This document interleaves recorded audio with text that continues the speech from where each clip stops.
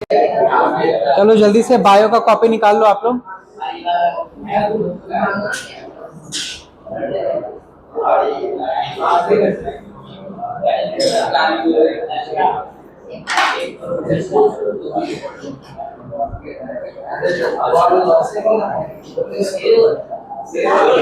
चलो सब बायो का कॉपी निकाल लिए ना, वेरी गुड। बायो में हमें फर्स्ट चैप्टर कौन सा पढ़ना है? लाइफ प्रोसेसेस, है ना। देखो ये आपको दिख रहा है कि बस ये एक चैप्टर है, समझ में आ रहा है ना। इसके अंदर है ना, आप समझ लो ये खुद में ये 4 चैप्टर के बराबर है कि नहीं। इसमें 4 डिफरेंट लाइफ प्रोसेसेस के बारे में हम लोग पढ़ेंगे। सबसे पहले हम लोग पढ़ेंगे न्यूट्रिशन, इसके बाद नेक्स्ट पढ़ेंगे रेस्पिरेशन, इसके बाद नेक्स्ट पढ़ेंगे ट्रांसपोर्टेशन, इसके बाद नेक्स्ट पढ़ेंगे एक्सक्रीशन। तो इन चारों लाइफ प्रोसेसेस के बारे में इस चैप्टर में डिटेल में बता रखा है। तो क्या सिर्फ इतना ही लाइफ प्रोसेसेस होता है या और भी होता है? और भी होता है। इन चारों के बारे में इस चैप्टर में बता रखा है। इनके अलावा भी और भी लाइफ प्रोसेसेस है। जैसे एक लाइफ प्रोसेस है कंट्रोल एंड कोऑर्डिनेशन, तो इस चैप्टर में हमें नहीं पढ़ाया गया। क्यों? क्योंकि वो बहुत वास्ट टॉपिक है, तो उसके लिए बिल्कुल अलग से एक चैप्टर ही बना दिया गया 10th में। दैट इज बायो का नेक्स्ट चैप्टर है वो control and coordination, that is also a life process. समझ में आ रहा है ना। तो ध्यान रखना, इस फर्स्ट चैप्टर में हम लोग इन चारों लाइफ प्रोसेस के बारे में डिटेल में पढ़ेंगे। ये खुद में 4 चैप्टर के बराबर है, समझ में आ रहा है ना। Nutrition, respiration, transportation and excretion. Life processes का मतलब क्या होता है? मतलब किसी भी लिविंग ऑर्गेनिज्म में वैसा process which is essential to maintain life. मतलब इनमें से अगर एक भी प्रोसेस में गड़बड़ी आया तो वो ऑर्गेनिज्म अपना लाइफ लूज कर सकता है। समझ में आ रहा है ना। The processes which are very essential to maintain life. अब न्यूट्रिशन मतलब फूड इनटेक करना। अगर कोई खाना खाना ही बंद कर देगा तो उसका लाइफ खत्म हो जाएगा कि नहीं? खत्म हो जाएगा, उसको फूड मिलेगा ही नहीं, तो एनर्जी कैसे प्रोड्यूस कर पाएगा? नहीं कर पाएगा। रेस्पिरेशन में हम लोग देखेंगे कि ये जो भी ऑर्गेनिज्म जो फूड इनटेक किया उस फूड से एनर्जी कैसे प्रोड्यूस होता है, वो रेस्पिरेशन में पढ़ेंगे। तो अगर रेस्पिरेशन बंद हो जाएगा तो ऑर्गेनिज्म को एनर्जी नहीं मिलेगा कुछ करने के लिए काम, और जब तो उसका लाइफ क्या हो सकता है? खत्म हो सकता है। ट्रांसपोर्टेशन, अब ट्रांसपोर्टेशन का मतलब ये जो जैसे हम लोग जो फूड इनटेक करते हैं, समझ में आ रहा है ना। तो जो फूड है ना वो बहुत बड़े बड़े मॉलिक्यूल से बना हुआ है। जो खाना हम लोग खाते हैं वो बहुत लार्ज मॉलिक्यूल्स से बना है। वो इतना लार्ज है कि हमारे सेल के अंदर नहीं जा पाएगा। सेल बहुत छोटा है, सेल के अंदर वो एडजस्ट नहीं कर पाएगा। तो न्यूट्रिशन में हम लोग डाइजेशन वाला प्रोसेस पढ़ेंगे। डाइजेशन में क्या होगा? वो जो लार्ज मॉलिक्यूल्स है ना वो स्मॉलर मॉलिक्यूल्स में ब्रेक हो जाएगा, ताकि वो छोटा छोटा फूड का पार्टिकल सेल में जा पाए। अब जब सेल के अंदर जाएगा तब तो वो सेल एनर्जी प्रोड्यूस कर पाएगा ना। अब हम लोग पढ़ेंगे कि ह्यूमन बीइंग के केस में डाइजेशन कहां कंप्लीट हो जाता है? स्मॉल इंटेस्टाइन में। डाइजेशन कहां कंप्लीट हो जाता है? स्मॉल इंटेस्टाइन में। तो जो हमने लार्ज मॉलिक्यूल्स को खाया, कार्बोहाइड्रेट खाया, हमने प्रोटीन खाया, फैट्स खाया, समझ में आ रहा है ना, वो सब मैक्रो मॉलिक्यूल्स है, लार्ज मॉलिक्यूल है, बहुत लंबा लंबा चेन है, वो पॉलीमर्स है, वो समझ में आ रहा है ना। तो डाइजेशन में क्या होगा? वो एक ऐसा प्रोसेस है कि वो लार्ज मॉलिक्यूल्स को छोटे छोटे मॉलिक्यूल्स में ब्रेक कर देगा। अब वो मॉलिक्यूल ब्रेक होकर कहां पर सारा मॉलिक्यूल इकट्ठा हो गया? स्मॉल इंटेस्टाइन में। लेकिन हमारे बॉडी में तो सेल हर जगह है ना, लेकिन डाइजेशन कहां कंप्लीट हुआ? स्मॉल इंटेस्टाइन में। अब स्मॉल इंटेस्टाइन से उस डाइजेस्टेड फूड पार्टिकल्स को बॉडी के हर एक सेल तक पहुंचाना है कि नहीं, ताकि सारा सेल एनर्जी प्रोड्यूस कर पाए। तो वो सारे सेल तक कौन पहुंचाएगा? वो ट्रांसपोर्टेशन के थ्रू होगा। और जनरली ह्यूमन बींग्स में ये ट्रांसपोर्टेशन का काम करता कौन है? ब्लड ट्रांसपोर्टेशन का काम करता है। स्मॉल इंटेस्टाइन में हम लोग पढ़ेंगे, जैसे ही फूड डाइजेस्ट हो जाता है तो सारा डाइजेस्टेड फूड ब्लड में चला जाता है और ब्लड वो डाइजेस्टेड फूड को कैरी करता है डिफरेंट डिफरेंट सेल्स तक, तब वो सेल में इंटर करता है वो सब फूड का पार्टिकल, और तब वो सेल एनर्जी प्रोड्यूस करता है। तो ये तो जैसे मैंने एक फूड का ट्रांसपोर्टेशन बताया, वैसे ही ऑक्सीजन का भी ट्रांसपोर्टेशन होता है हमारे बॉडी में। अब जब आप सांस ले रहे हो, 2 बार सांस ले ही लो, समझ में आ रहा है ना, आराम से, है ना, ऐसे देखो, ऐसे करने से क्या होता है, अचानक से बहुत ज्यादा, है ना। आप इस बात को समझो, अगर आप कभी भी लो फील कर रहे हो ना, मान लो पढ़ते पढ़ते थक गए या आपको लो एनर्जी फील हो रहा है, तो आप ऑटोमेटिक अपने बॉडी के एनर्जी को बढ़ा सकते हो। आप लंबा लंबा सांस लेना स्टार्ट कर दो। आप 2 बार 4 बार 5 बार जब धीरे धीरे लंबा सांस लोगे, फिर सांस छोड़ोगे, तो आपने क्या किया, आपने अपने ब्लड में ऑक्सीजन को बढ़ा दिया, तो ज्यादा एनर्जी प्रोड्यूस होने लगेगा, ऑटोमेटिक आपको फील होगा ज्यादा एनर्जी आ गया। जैसे आप मान लो बेड पे लेटे हुए हो, सुबह का टाइम है, बहुत लोगों को सुबह उठने में दिक्कत होता है ना। तन्मय भी आज नहीं सुबह उठ पाया, तो सुबह उठने में दिक्कत हो रहा है, नहीं नींद खुल रहा है, आप लेटे लेटे सांस तो ले सकते हो ना, लंबा लंबा सांस लेना स्टार्ट कर दो, ऑटोमेटिक बॉडी में ज्यादा एनर्जी प्रोड्यूस होने लगेगा। तो आपकी बॉडी को खुद अच्छा नहीं लगेगा कि आप लेटे हुए क्यों, आप खुद उठ जाओगे। ये देखो, ब्रीदिंग को हल्के में मत लेना, ये सब कुछ कुछ टेक्निक से जो हम लोग ये सब भूलते जा रहे हैं, है ना, ज्यादा पढ़ रहे हैं, इंप्लीमेंट कम कर रहे थे। मैंने आपको ब्रीदिंग वाला टेक्निक सिखाया ना, ध्यान रखना, कभी भी लो एनर्जी फील हो, लंबा लंबा सांस लेने लगना, तो वो साइंटिफिक है ना, लॉजिकल है। आपने ऑक्सीजन के सैचुरेशन को इंक्रीज कर दिया ब्लड में, तो एनर्जी ज्यादा प्रोड्यूस होगा। उसी तरह से देखो, अब आप सांस ले रहे हो तो सारा ऑक्सीजन कहाँ जा रहा है, लंग्स में। अब लंग्स से उस सारे के सारे ऑक्सीजन को सारे सेल तक पहुंचाना है ना, कौन पहुंचाएगा, ब्लड, ट्रांसपोर्टेशन होगा उसका बॉडी में, समझ में आ रहा है ना। अब जब ये एनर्जी प्रोड्यूस होता है सेल में, सेल जब फंक्शन करता है तो वो बहुत सारा वेस्ट प्रोडक्ट भी रिलीज करता है। जब ये एनर्जी प्रोड्यूस होता है तो काफी सारा वेस्ट भी प्रोड्यूस होता है, तो उस वेस्ट को भी तो एक्सक्रीट करना है ना। जैसे one of the waste product is CO2 gas. Cell में जब रेस्पिरेशन होता है तो CO2 गैस भी बनता है, उस कार्बन डाइऑक्साइड का हमारे बॉडी को कोई रिक्वायरमेंट नहीं है। तो हम लोग क्या करते हैं, व्हेन वी एक्सेल, जब हम लोग सांस छोड़ते हैं तो कार्बन डाइऑक्साइड गैस ज्यादा बाहर निकलता है कि नहीं, वो जो भी वेस्ट प्रोडक्ट क्रिएट हुआ है वो बॉडी से बाहर आ जाता है।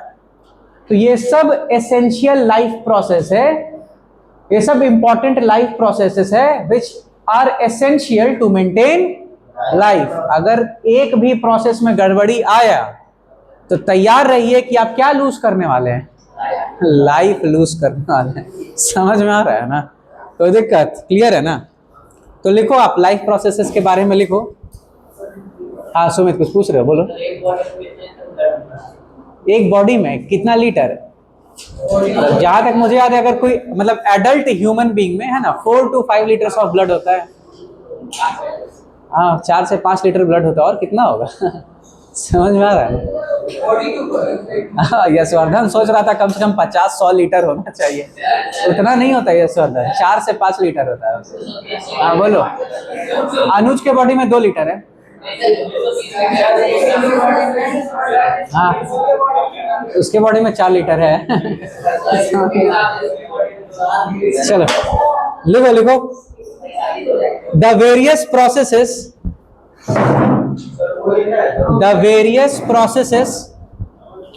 लाइफ प्रोसेस के बारे में लिखो, क्या होता है, the various processes carried out by living organisms, the various processes, 1 minute नहीं लिखना है उसमें, लिखो the various processes carried out by living organisms,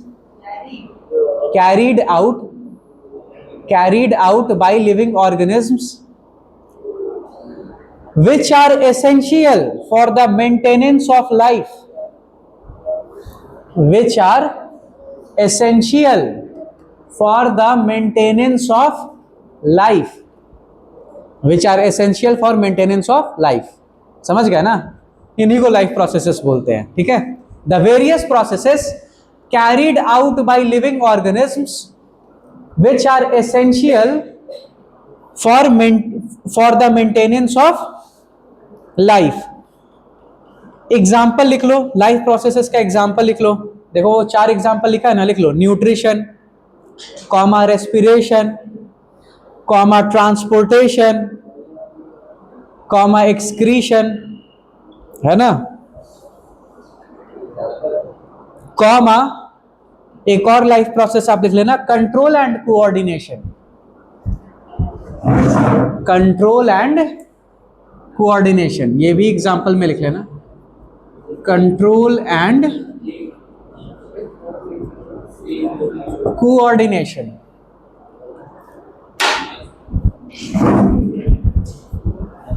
है ना, ये सब वेरियस लाइफ प्रोसेसेस है which are essential for maintaining life. ठीक है, अब बताओ हमें कैसे पता चलता है कि किसी चीज में लाइफ है या नहीं? तो जनरली आप देख रहे हो जिनमें लाइफ होता है वो मूव करता रहता है कि नहीं? हाँ, दे रिस्पॉन्स टू स्टिम्युलाई।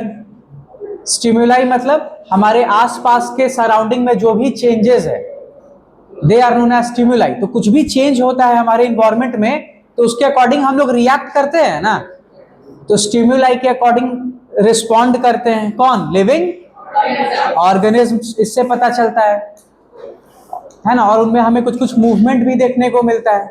ठीक है, लेकिन हमने 9th में पढ़ा था ये कि जितने भी लिविंग ऑर्गेनिजम्स हैं उनका बेसिक फंडामेंटल यूनिट क्या है? Cell. All the living organisms are made up of cell. Cell is the smallest unit of life. सबसे छोटा यूनिट जहां हमें देखने को मिलता है लाइफ है, that is cell। समझ में आ रहा है ना? तो अब आप सेल भी क्या करता है? स्टिम्युलाई के अकॉर्डिंग रिस्पॉन्स करता है। समझ में आ रहा है ना? उसमें भी कुछ कुछ मूवमेंट्स हो रहा होता है। तो जब आप सेल को माइक्रोस्कोप में देखोगे ना तो आपको सेल में कैसा मूवमेंट दिखाई देगा? मॉलिक्यूलर मूवमेंट्स हो रहा है। सेल के अंदर क्या हो रहा है? ढेर सारा केमिकल रिएक्शंस हो रहा है। हर एक केमिकल रिएक्शन के चलते नया नया प्रोडक्ट बन रहा है। तो आप देखोगे सेल के अंदर केमिस्ट्री चल रहा है। सेल के अंदर क्या चल रहा है? The chemistry running inside the cell is life. समझ में आ रहा है ना? जिस दिन वो केमिस्ट्री खत्म हो जाता है, लाइफ खत्म हो जाता है। अब हमें ऐसा बताया जाता है, वैसे किसी को पता तो है नहीं, मैं भी गलत हो सकता हूं, है ना, या साइंस भी गलत हो सकता है। अब हमें पता है कि लाइफ खत्म हो जाता है तो उसके बाद 2 जगह और है, हेल एंड हेवन। समझ में आ रहा है ना? जब किसी का लाइफ खत्म हो जाता है तो उसके बाद और भी 2 जगह है जाने के लिए, that is hello and heaven. हाँ, नर्क, भाई नर्क और स्वर्ग। लेकिन कौन जानता है वो है कि नहीं? अगर आप मुझसे पूछोगे कि मरने के बाद क्या होता है, तो बस इतना ही होता है कि आपके सेल के अंदर जो केमिकल रिएक्शंस हो रहा होता है वो बंद हो जाता है, बस। As simple as that. उसके बाद कोई जगह नहीं है। समझ में आ रहा है ना? हाँ, तो वो जो देखो 9th में हमने पढ़ा था ना कि cells organize to form tissue, tissue organize to form organs, organs organized to form organ system and various organ systems creates organism। याद आ रहा है ना? तो कोई भी ऑर्गेनिज्म क्यों फंक्शन कर रहा है? क्योंकि उसमें उसके अंदर वेरियस ऑर्गन सिस्टम्स फंक्शन कर रहा है। ऑर्गन सिस्टम जैसे respiratory organ system, digestive organ system, है ना, ये सब फंक्शन कर रहा है। ऑर्गन सिस्टम किससे बना है? ऑर्गन्स से बना है ना? ऑर्गन्स किससे बना है? टिश्यू से बना है। टिश्यू किससे बना है? सेल से बना है। तो लाइफ खत्म, मतलब सेल के अंदर जो केमिकल रिएक्शन हो रहा है वो क्या हो गया? बंद हो गया। As simple as that. As simple as that. आपको कॉम्प्लेक्सिटी के पीछे नहीं जाना है। As simple as that. Life खत्म, मतलब सेल के अंदर का केमिकल रिएक्शन खत्म हो चुका है। जब तक वो केमिकल रिएक्शन हो रहा था तब तक वो लाइफ था। तो अब आप पता करो कि वो रिएक्शन कैसे नहीं बंद हो। समझ में आ रहा है ना? कि वो रिएक्शन परमानेंटली चलता रहे, और इस पे बिलियंस ऑफ डॉलर्स इन्वेस्ट किया जा रहा है। आपको पता होना चाहिए। कई ह्यूमंस है जिनके पास बहुत रुपए है, तो वो लोग बहुत रुपए खर्च कर रहे हैं इस चीज पर कि कैसे वो सेल का लाइफ लंबे टाइम तक सस्टेन हो सके। समझ में आ रहा है ना? तो आने वाले टाइम में हमें ऐसे ह्यूमंस दिखाई दे सकते हैं जिनका age 150 years, 200 years, 250 years, 500 years ऐसा होगा, है ना। 80 साल में 80 साल इंसान जीता है तो कम रायता फैलाता है, 500 साल जिएगा तो और रायता फैलाएगा, समझ में आ रहा है ना, और वॉर करेगा। आप देख लो 80 साल ही जिंदगी होता है, इसमें भी देख लो वर्ल्ड में कितना वॉर चल रहा है ना। अपने अपने मिसअंडरस्टैंडिंग के चलते सब वॉर क्रिएट किए हुए हैं। 500 साल जिएगा तो कितना बड़ा बड़ा लड़ाई करेगा, समझ रहे हो आप, सोच के डर। चलो लिख लो, नोट में लिखो आप, एक लाइन छोड़ करके नोट में लिखो आप, the invisible molecular movements. Cell के अंदर जो मॉलिक्यूल मूवमेंट हो रहा है वो आपको दिखाई देता है क्या नेकेड आई से? नहीं, नेकेड आई से नहीं दिखाई देता है ना, इसलिए इनविजिबल लिखाया। The invisible molecular movements taking place inside the cell, the invisible molecular movements taking place inside the cell are necessary for life, are necessary for life. The invisible molecular movements taking place inside cell are necessary for life. लिख लिया ना यहां तक? Very good. इसके बाद next लिखो आप लोग, एक लाइन छोड़ करके नेक्स्ट लिखो, मेटाबॉलिज्म। मेटाबॉलिज्म, अब ये मेटाबॉलिज्म क्या होता है? हाँ, वेरी गुड। जो different types of chemical reaction है, देखो केमिस्ट्री में हम लोग केमिकल रिएक्शन बोल देते हैं, और ऐसा केमिकल रिएक्शंस जो लिविंग ऑर्गेनिज्म के अंदर हो रहा है तो उसको हमने नया नाम दे दिया, दैट इज मेटाबॉलिज्म। मतलब आप कहीं भी पढ़ोगे सुनोगे मेटाबॉलिज्म तो आप मतलब तुरंत समझ जाना कि एक ऐसे केमिकल रिएक्शन के बारे में बात हो रहा है जो किसी लिविंग ऑर्गेनिज्म के अंदर हो रहा है। समझ में आ रहा है ना? तो लिखो metabolism. The chemical processes which occur within a living organism, the chemical processes which occur within a living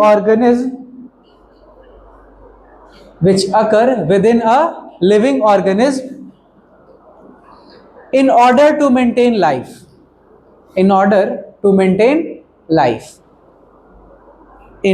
to maintain life, है ना।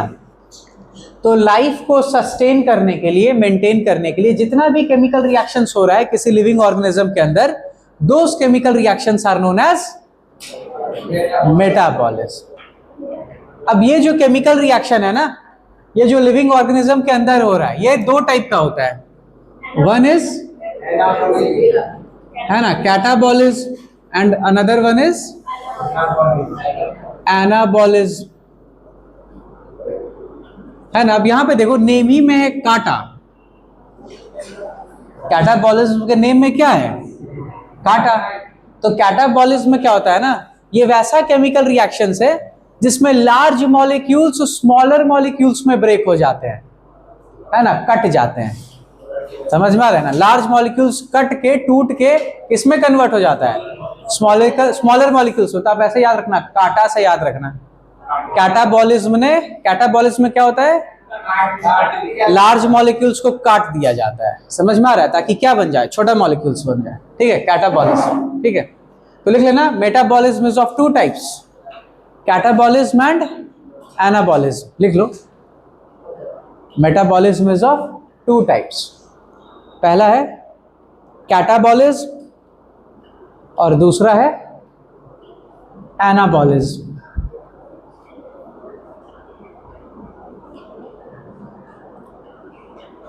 कैटाबॉलिज्म में लिख लो आप, कैटाबॉलिज्म में लिखो, द केमिकल रिएक्शन, नोट कर लो यहां तक पहले, है ना। मेटाबॉलिज्म दो टाइप का होता है, that is catabolism and anabolism.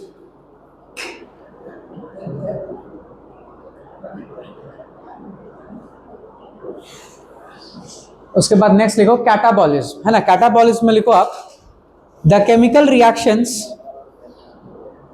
Which involve breaking down of large molecules. The chemical reactions which involve breaking down of large molecules. Catabolism में लिख लो the chemical reactions which involve breaking down of large molecules.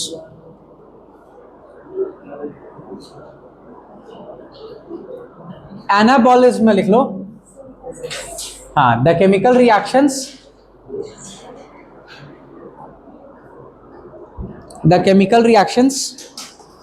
which involve synthesis of large molecules. The chemical reaction which involves synthesis मतलब manufacture करना, बनाना. The chemical reaction which involves synthesis of large molecules. अभी catabolism लिख रहे हो, लिखो catabolism the chemical reaction which involves breaking down of large molecules.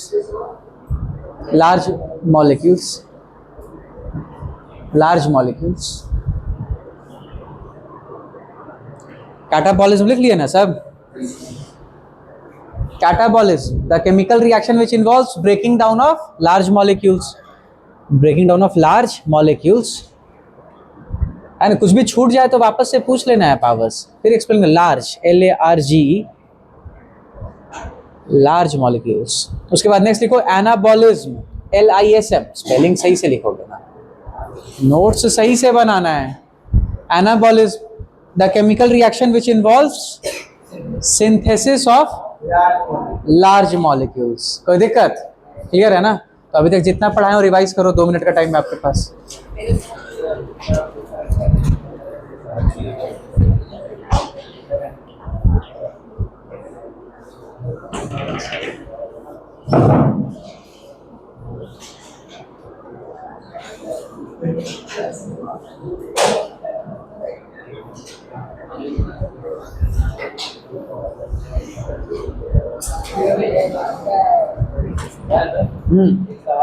ना बोलो।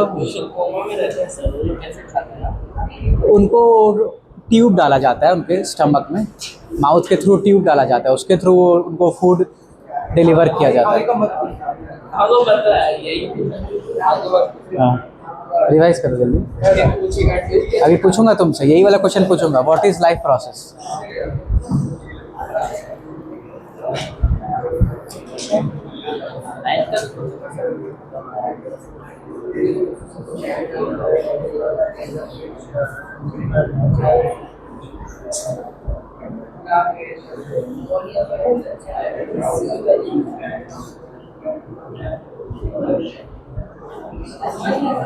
चलो अनुज आंसर करो, व्हाट आर लाइफ प्रोसेसेस?